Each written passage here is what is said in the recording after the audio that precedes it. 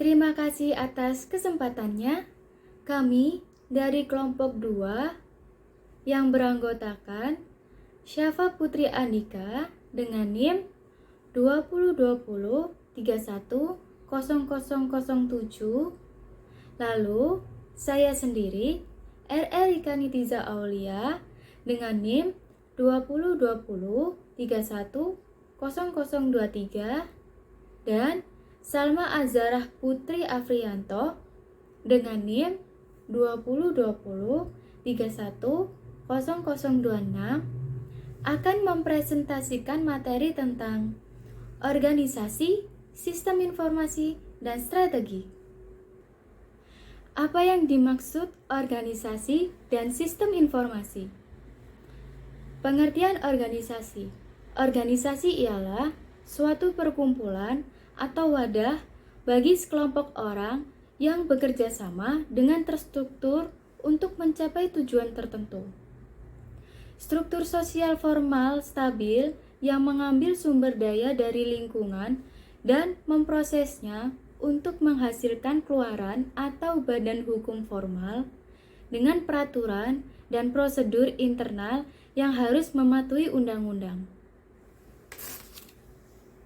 Organisasi atau perusahaan mengubah input ini menjadi produk dan layanan dalam fungsi produksi. Produk dan layanan dikonsumsi oleh lingkungan sebagai pengganti masukan pasokan. Lalu, pengertian sistem informasi. Sistem informasi adalah kombinasi dari teknologi informasi dan aktivitas orang yang menggunakan teknologi untuk mendukung operasi dan manajemen. Kemudian, ciri-ciri organisasi. Yang pertama, rutinitas dan proses bisnis. Ialah sekumpulan rutinitas dan proses membentuk perusahaan untuk memproduksi barang dan untuk mengubah guna mencapai tingkat kinerja organisasi yang tinggi. Lalu yang kedua, politik organisasi. Ialah orang-orang yang memiliki sudut pandang yang berbeda mengenai sumber daya, penghargaan, dan hukuman yang diberikan kepada baik karyawan maupun manajer di dalam setiap organisasi. Yang ketiga, budaya organisasi. Ialah seperangkat asumsi proses bisnis dalam menciptakan nilai dengan kekuatan pengikat yang kuat yang menghambat konflik politik dan mendorong yang sama perjanjian pada prosedur dan praktik yang umum. Lalu, keempat, lingkungan organisasi. Organisasi dan lingkungan memiliki hubungan memberi dan menerima.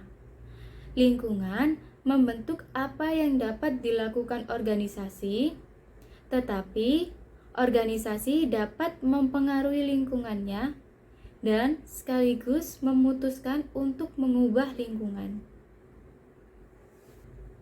Lalu, yang kelima, struktur organisasi.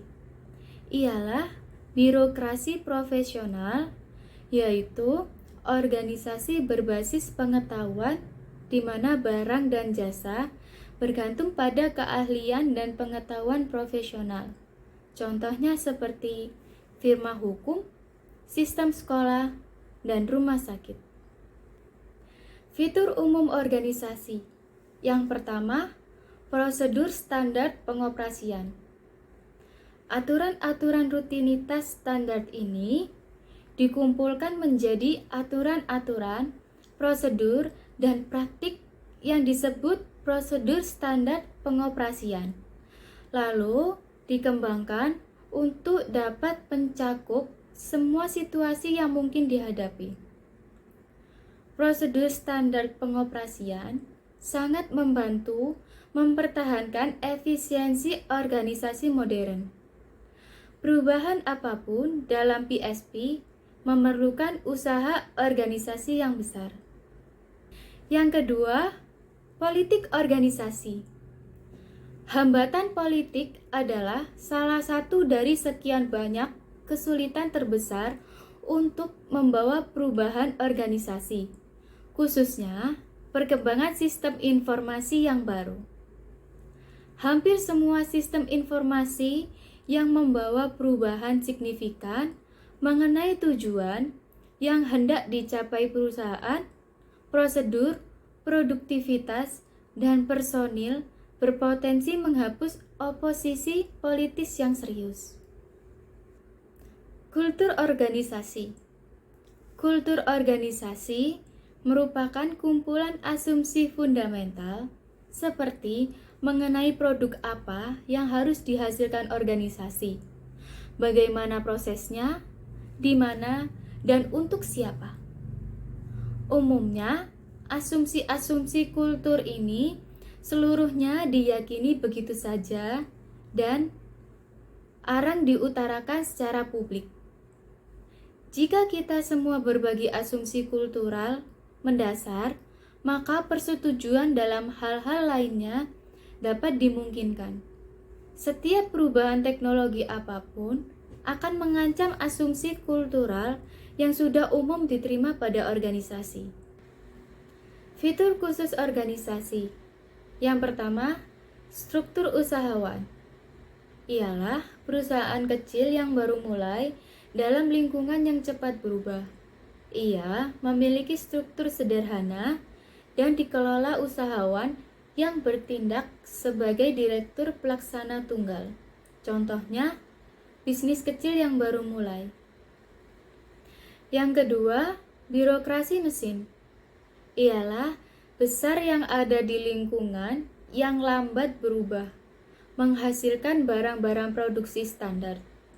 Didominasi oleh tim dan pengambilan keputusan tersentralisasi. Contohnya, perusahaan pabrikan berskala menengah. Yang ketiga, birokrasi divisional.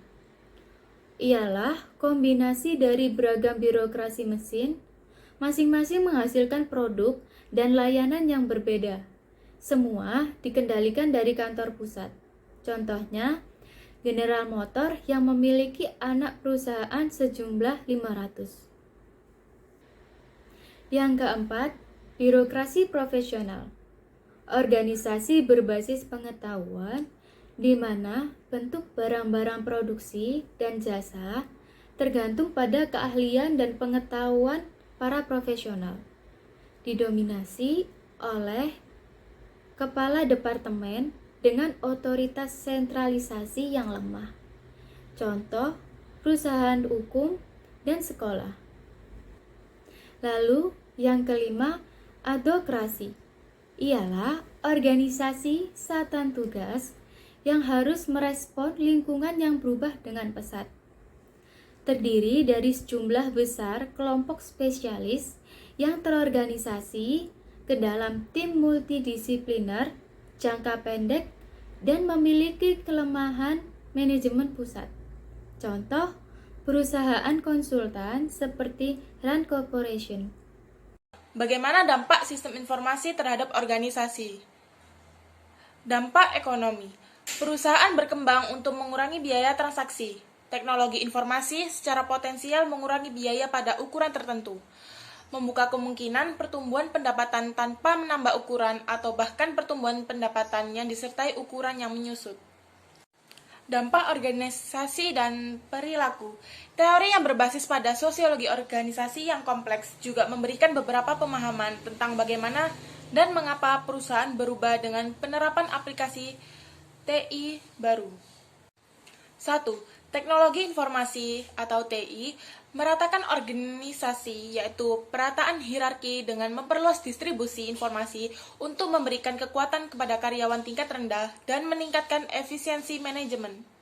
Kedua, organisasi pasca industri, yaitu wewenang semakin bergantung kepada pengetahuan dan kompetensi dan tidak hanya pada posisi formal. Ketiga, memahami penolakan organisasi terhadap perubahan. Terdapat beberapa cara untuk memvisualisasikan penolakan organisasi yang saling berhubungan untuk membawa perubahan dengan mengubah teknologi, tugas, struktur, dan orang-orang secara bersamaan. Internet dan organisasi. Internet meningkatkan aksesibilitas, penyimpanan, distribusi informasi sebagai pengetahuan untuk organisasi dan untuk mengurangi biaya transaksi dan keagenan yang dihadapi kebanyakan organisasi. Implikasi rancangan dan pemahaman sistem informasi. Untuk memberikan manfaat nyata, sistem informasi harus dibangun dengan pemahaman yang jelas tentang organisasi tempat mereka akan digunakan. Menurut pengalaman kami, faktor organisasi utama yang perlu ditimbangkan saat merencanakan sistem baru adalah sebagai berikut. 1. Lingkungan di mana organisasi berfungsi. 2. Struktur organisasi, hierarki, spesialisasi, rutinitas, proses bisnis. 3. Budaya dan politik organisasi. 4. Jenis organisasi dan gaya kepemimpinan. 5. Kelompok kepentingan utama yang dipengaruhi oleh sistem dan sikap dari karyawan yang akan menggunakan sistem. 6. Jenis tugas, keputusan dan proses bisnis di mana sistem info dirancang untuk membantunya. Bagaimana cara menggunakan sistem informasi untuk mencapai keunggulan kompetitif? Yang pertama, model gaya bersaing Porter. Dalam model gaya bersaing Porter, posisi strategis perusahaan bukan hanya ditentukan oleh kompetisi dengan pesaing tradisional, tetapi juga dipengaruhi seperti pemain baru di pasar, barang dan jasa pengganti, pemasok, dan pelanggan. Yang kedua, strategi sistem informasi untuk menghadapi kekuatan bersaing. Pembedaan produk, produsen, dan pengecer menggunakan sistem informasi untuk menciptakan produk dan layanan yang disesuaikan agar sesuai dengan spesifikasi yang tepat dari pelanggan individu. 4 strategi umum yang masing-masing sering dimungkinkan dengan penggunaan teknologi dan sistem informasi yaitu yang pertama, kepemimpinan dengan biaya rendah, diferensiasi produk, fokus pada market niche, memperkuat keintiman pelanggan dan pemasok. Yang ketiga, model rantai nilai bisnis. Meskipun model Porter sangat membantu, namun tidak terlalu spesifik. Model rantai nilai menyoroti kegiatan spesifik dalam bisnis di mana strategi kompetitif dapat diterapkan dengan sebaik-baiknya, dan di mana sistem informasi kemungkinan besar memiliki dampak strategis. Model ini mengidentifikasikan titik leverage dan spesifik di mana perusahaan dapat menggunakan teknologi dengan paling efektif untuk meningkatkan posisi kompetitifnya. Yang keempat, sinergi, kompetensi, inti, dan strategi berbasis jaringan. Sebuah perusahaan besar biasanya merupakan kumpulan bisnis. Seringkali perusahaan diorganisasikan secara finansial sebagai kumpulan unit bisnis strategis dan pengembalian ke perusahaan terkait langsung dengan kinerja semua unit bisnis strategis. Sistem informasi dapat meningkatkan kinerja keseluruhan unit bisnis dengan mempromosikan sinergi dan kompetensi inti. Bagaimana cara menggunakan sistem untuk kompetitif keunggulan? Isu manajemen. Mempertahankan keunggulan kompetitif. Keunggulan kompetitif yang diberikan sistem strategis tidak cukup lama untuk memastikan profitabilitas jangka panjang. Karena pesaing dapat membalas dan menyalin sistem strategis, keunggulan kompetitif tidak selalu berkelanjutan. Pasar harapan pelanggan dan perubahan teknologi, globalisasi telah membuat perubahan ini semakin cepat dan tidak dapat diprediksi. Menyelaraskan TI dengan tujuan bisnis. Penelitian mengenai kinerja TI dan bisnis telah menemukan bahwa semakin berhasil sebuah perusahaan dapat menyelaraskan teknologi informasi dengan tujuan bisnisnya, semakin menguntungkannya. Hanya seperempat perusahaan mencapai keselarasan TI dengan bisnis. Sekitar setengah dari keuntungan perusahaan bisnis dapat dijelaskan dengan penyelarasan TI dengan bisnis. Mengelola transisi strategis. Mengadopsi jenis sistem strategis yang dijelaskan dalam bab ini umumnya membutuhkan perubahan dalam tujuan bisnis, hubungan dengan pelanggan dan pemasok, dan proses bisnis. Perubahan semacam itu seringkali menyebabkan kekaburan batas organisasi, baik eksternal maupun internal. Manajer perlu merancang proses bisnis baru untuk mengkoordinasikan kegiatan perusahaan mereka dengan pelanggan, pemasok, dan organisasi lainnya. Model ekonomi strategis. Yang pertama, ekosistem bisnis. Perusahaan penting dalam ekosistem antara lain yaitu Microsoft dan produsen teknologi seperti Intel dan IBM. Yang kedua, menggunakan sistem informasi untuk mencapai keunggulan kompetitif, permasalahan dalam bidang manajemen. Kekuasaan penggunaan sistem informasi dalam mencapai keunggulan kompetitif adalah tantangan yang membutuhkan koordinasi yang teliti. Tantangan yang membutuhkan penelitian di bidang teknologi informasi dan manajemen. Yang ketiga, menampung keunggulan kompetitif. Keunggulan kompetitif tidak selalu dapat dipertahankan. Pasar merupakan ekspektasi pelanggan dan globalisasi telah membuat perubahan ini. Yang keempat, menggunakan TI untuk mencapai tujuan bisnis. Kinerja bisnis telah menemukan bahwa semakin sukses suatu perusahaan untuk mencapai tujuan bisnisnya, semakin banyak keuntungan yang diperoleh. Dan hanya perusahaan yang berhasil menggandeng teknologi informasi. Baik, berikut adalah sumber-sumber materi yang kami dapatkan. Sekian presentasi dari kelompok kami. Kurang lebihnya mohon maaf. Wassalamualaikum warahmatullahi wabarakatuh dan terima kasih.